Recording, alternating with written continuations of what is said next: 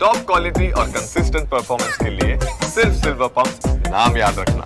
Federal બેંકની સાથે જ આપણે ચર્ચાની શરૂઆત કરીએ. વરુણ સર, પરિણામો આવ્યા, પરિણામોને કારણે થઈને સ્ટોકમાં 5.5% આસપાસના ગેપ ડાઉન ઓપનિંગ થતી જોવા મળેલી છે. ફેડરલ બેંકના પરિણામો બાદ સ્ટોક તમને કેવો લાગી રહ્યો છે, વરુણ સર? ડેફિનેટલી જે રીતે રિઝલ્ટ ડિક્લેર કર્યું છે, સરપ્રાઇઝિંગ રિઝલ્ટ હતું અને જે રીતે સ્ટ્રક્ચર બન્યું છે ચાર્ટ પર, એ રીતે જોતા તો સ્ટોકમાં હજી ફર્ધર કરેક્શન આવી શકે છે.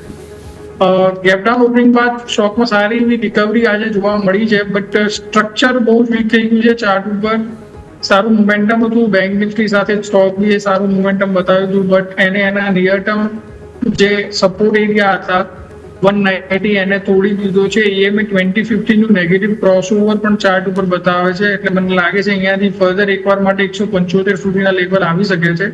ઉપરમાં કોઈ પણ સિગ્નિફિકન્ટ રેલી 207 ક્રોસ કર્યા પછી જ આવશે એવું લાગે છે. સો કોઈને શોર્ટ કરવું હોય તો 207 ના SL ની સાથે શોર્ટ કરી શકે છે 170 સુધીના ટાર્ગેટ આવનારા 1 મહિનાની અંદર.